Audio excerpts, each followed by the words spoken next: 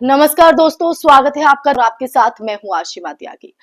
दोस्तों, आज रात 12 बजे से भारत की सियासत में एक बहुत बड़ा प्रशासनिक कदम उठने वाला है, बहुत बड़ा।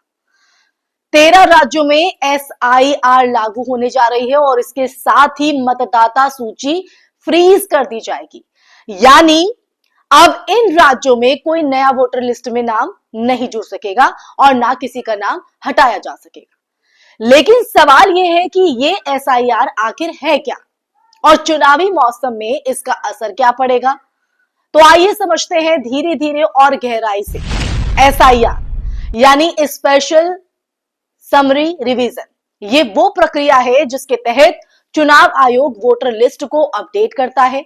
लेकिन इस बार बात थोड़ी अलग है। गुजरात, मध्य प्रदेश, छत्तीसगढ़, राजस्थान, महाराष्ट्र, हरियाणा, पंजाब, झारखंड, तमिलनाडु, ओडिशा, कर्नाटक और तेलंगाना, इसके अलावा बिहार जैसे 13 राज्यों में अब ये प्रक्रिया फ्रीज की जा रही है। मतलब अगर आपके नाम में कोई गलती है, अब तक वोटर कार्ड नहीं बनवाया है, तो अब आपको अगले चरण तक इंतजार करना होगा। वो क्यों? और इसके साथ सवाल भी आपके मन में कई होंगे। लेकिन इस बीच सवाल यह हो जाता है कि इतनी जल्दबाजी क्यों? क्या चुनाव आयोग किसी बड़े चुनावी कैलेंडर की तैयारी कर रहा है, या फिर यह कदम लोकसभा चुनाव 2026 की शुरुआती प्रक्रिया का एक हिस्सा है? कई राजनीतिक विश्लेषकों की अगर माने तो वो मानते हैं कि यह कदम वोटर डेटा स्टेबलाइजेशन के लिए उठाया गया है, ताकि अगली जो मतदाता सूची है वो पूरी तरह साफ और त्रुटि रहित हो। मगर राजनीतिक गलियारों में चर्चा ये भी है कि ये जो टाइमिंग है वो कुछ ज्यादा ही रणनीतिक लगती है, यानी इसके पीछे की स्ट्रैटेजी है। क्योंकि कई राज्यों में स्थानीय निकाय चुनाव या विधानसभा उपचुनाव भी आने वाले हैं कुछ ही महीनों में। तो ये सुगबुगाहट इसलिए और भी तेज हो गई है। आप जरा इसे चुनावी राजनीति के संदर्भ में भी आप देखिए और समझिए। गुजरात, मध्य प्रदेश और छत्तीसगढ़, ये तीनों बीजेपी शासित राज्य हैं। वहीं झारखंड, तमिलनाडु और बिहार विपक्षी गठबंधन वाला राज्य है। ऐसे में दोनों तरफ से राजनीतिक बयानबाजी यहां पर तय है। विपक्ष पहले से ही यह आरोप लगाता आया है कि चुनाव आयोग धीरे धीरे केंद्र सरकार के दबाव में काम कर रहा है। ये लगातार विपक्ष की तरफ से आरोप है और फ्रीज की इसी प्रक्रिया से कुछ वर्गों के जो नए वोटर हैं, खासकर युवा और प्रवासी मजदूर का नाम जो है वो लिस्ट में आने से छूट सकता है। ये चुनाव आयोग पर विपक्ष के आरोप है। लेकिन इस पूरे संदर्भ में एक और अहम पहलू है। इस SIR की जो प्रक्रिया से उन राज्यों में प्रशासनिक निगरानी भी बढ़ जाएगी जहां हाल ही में सांप्रदायिक घटनाएं या मतदाता पहचान से जुड़े विवाद हुए हैं। फ्रीज के बाद हर विधानसभा क्षेत्र की बूथ वाइज वेरिफिकेशन रिपोर्ट जो है वो चुनाव आयोग को भेजी जाएगी, ताकि आगे किसी भी कानूनी चुनौती या राजनीतिक विवाद से पहले डेटा तैयार रहे। यानी आने वाले जो महीने हैं, आने वाले महीनों में मतदाता सूची से लेकर बूथ प्रबंधन तक हर चीज की माइक्रो मॉनिटरिंग होगी इसके जरिए। अब ऐसे में दिलचस्प बात तो ये है, ये भी बात दिलचस्प है कि चुनाव आयोग ने 2024 लोकसभा चुनाव के बाद से पहली बार इतनी व्यापक SIR प्रक्रिया शुरू की है, जो एक साथ, समझ रहे हैं आप, एक साथ 13 राज्यों को कवर कर रही है।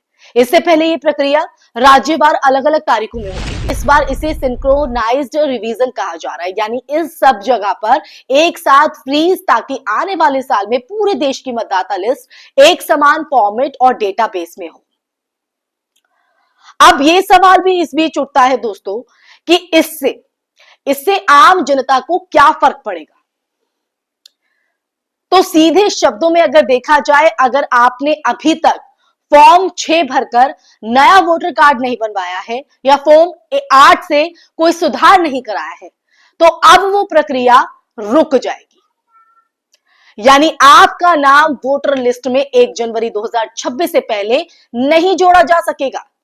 जिनके नाम में गलती है उन्हें अब अगले चक्र का इंतजार करना होगा। इसलिए यह खबर सिर्फ प्रशासनिक नहीं बल्कि सीधे तौर पर नागरिक अधिकार से भी जुड़ी हुई है। राजनीतिक विश्लेषकों का कहना है कि इस पूरे कदम से दो बातें साफ झलकती हैं। अब वो बातें क्या है? पहली है, भारत की इलेक्शन मशीनरी अब पूरी तरह डिजिटल और सेंट्रलाइज्ड डेटा पर शिफ्ट हो रही है। ये तो पहला पहलू। अब दूसरा पॉइंट, ये फ्रीज उन राज्यों के लिए भी संकेत है जहां आने वाले महीनों में विधानसभा भंग या मध्य अवधि चुनाव की संभावना बन सकती है। आप समझिए, अब सोचिए कि अगर इतनी बड़ी फ्रीजिंग एक साथ की जा रही है, 13 राज्यों को जो कवर कर रही है, तो इसका डेटा और वोटर रोल किस उद्देश्य के लिए तैयार हो रहा है? तो ऐसे में क्या ये डिलिमिटेशन एक्सरसाइज यानी सीटों के पुनर्यास की शुरुआती तैयारी है? क्योंकि 2026 के बाद संसद की सीटें बढ़ाने और जनसंख्या के अनुपात में पुनर्वितरण की चर्चा जोरों पर है। अगर ऐसा है तो ये एसआईआर सिर्फ वोटर सूची नहीं बल्कि अगले दशक के राजनीतिक भूगोल का फाउंडेशन स्टोन साबित हो सकता है।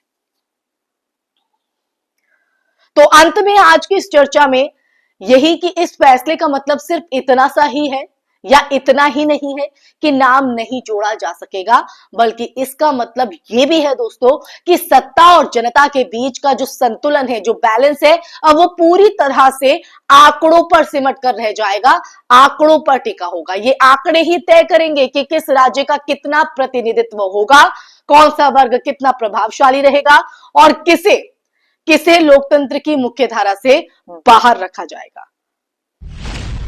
इसलिए दोस्तों आज रात 12 बजे सिर्फ एक डेटा लाइन नहीं बीत रही है, बल्कि भारत के लोकतांत्रिक भविष्य की एक नई परत भी लिखी जा रही है, जिसको जानना, जिसको समझना आपके लिए जरूरी था। जो इस बदलाव को समझेगा दोस्तों, वही आने वाले चुनावों में राजनीतिक समीकरण की दिशा तय करेगा और अपना फैसला लेना भी आसान होगा।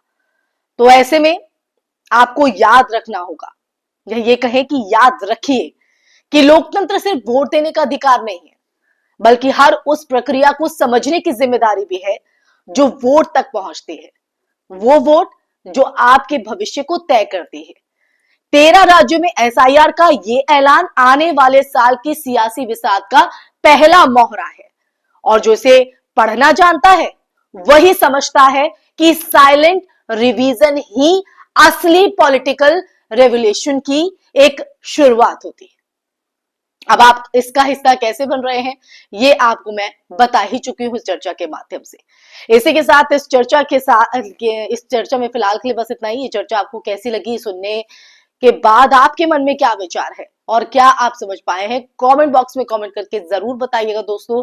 साथ ही इस वीडियो को ज्यादा से ज्यादा शेयर भी कीजिएगा और हमारे चैनल को सब्सक्राइब कीजिएगा। फिर हाजिर होंगे ऐसे मुद्दे के साथ, तब तक के लिए अपना ख्याल रखिए। जय हिंद, जय भारत, नमस्कार।